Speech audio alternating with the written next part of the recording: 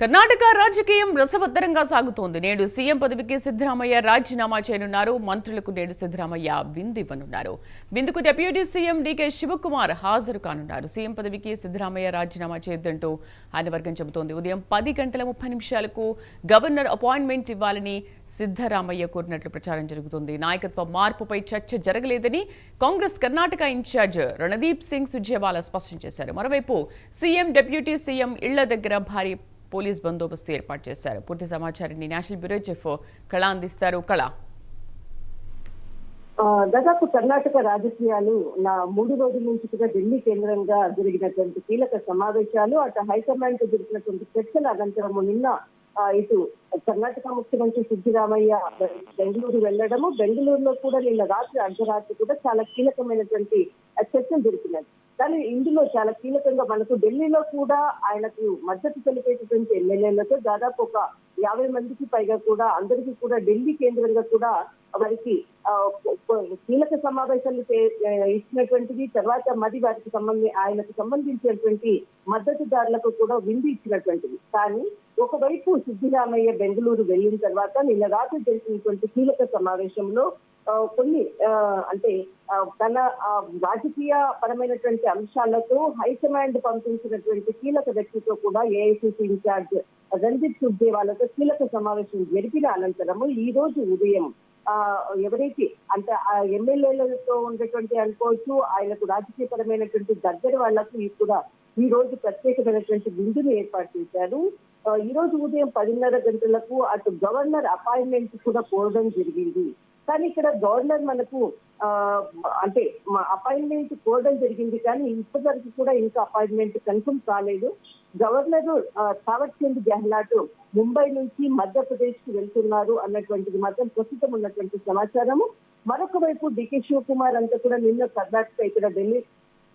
నిన్నంతా కూడా ఇక్కడ ఢిల్లీలోనే ఇక్కడే ఉన్నారు.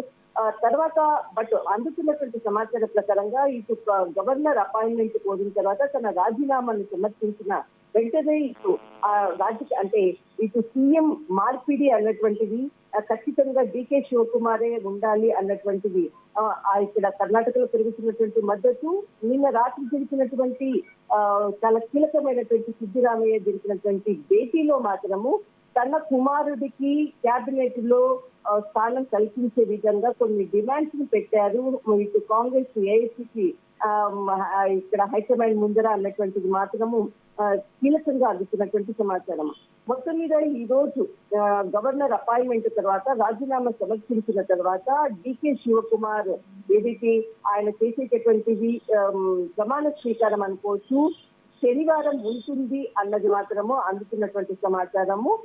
మొత్తం మీద 2.5 సంవత్సరాల కర్ణాటకకు సంబంధించినటువంటిది అటు సిద్ధరామయ్య పంచుకోవడము, మరొక మిగిలిన భాగాన్ని డీకే శివకుమార్ కి ఇప్పుడు మార్పిడి చేయడము, సీఎం కుర్చీ మార్పిడి చేయడము. శనివారం రోజు ఖచ్చితంగా డీకే శివకుమార్ ప్రమాణ స్వీకారోత్సవానికి ఖచ్చితంగా ఉంటుంది అన్నది మాత్రం ఢిల్లీ కేంద్రంగా అందుతున్నటువంటి సమాచారం. అయితే ఇక మీదట కర్ణాటక రాజకీయాల్లో ఒక కొత్త శకం మొదలవుతుంది అనుకోవాలా?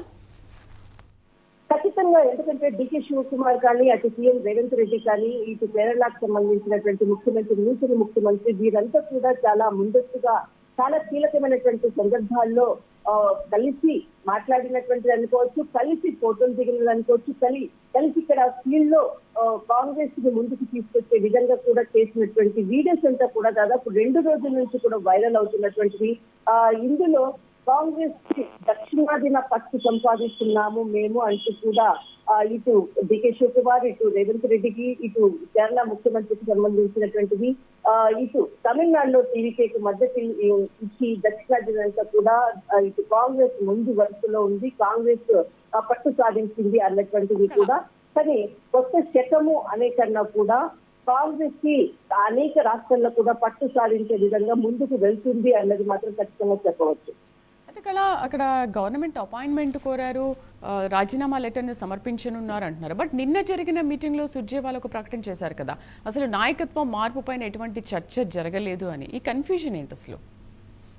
ఖచ్చితంగా ఇప్పుడు మీరు ఏదైతే అంటే మొన్న దాదాపు గత ఒకరోజు అంటే గత 2 రోజుల క్రితంగా కేసీ వేణుగోపాల్ కరెక్ట్ గా స్టేట్మెంట్ మనం ప్రైమ్ ఎక్స్క్లూజివ్ కూడా ప్రెస్ నోట్ విడుదల చేసినటువంటి సమయంలో కూడా చాలా కీలకంగా ఎలాంటి రాజకీయ మార్పు లేదు, ఇటు సీఎం కి కుర్చీకి ఎలాంటి మార్పు లేదు అన్నటువంటి ఏదైతే చేసినటువంటి వ్యాఖ్యలు ఒకవైపు ఉన్నది. కానీ ఎక్కడా కూడా రాజకీయ పరంగా కూడా అంటే రాష్ట్రంలో జరిగేటటువంటి మార్పులకు ఇతర పార్టీలకు అంటే ప్రతిపక్షాలకు ఒకలాంటి ఛాన్స్ ఇవ్వకూడదు అన్నటువంటి దానితో ఎప్పుడైనా కానీ గవర్నమెంట్ ఒక స్టేట్మెంట్ ఇస్తూ వాళ్ళని కొంత డైలమాన పెట్టేటటువంటిది పాలిటిక్స్ ప్లే అన్నది ఖచ్చితంగా చేస్తారు. ఇప్పుడు కూడా రాత్రి కూడా సుర్జేవాలా కూడా ఎలాంటి మార్పు లేదు అని అన్నారు.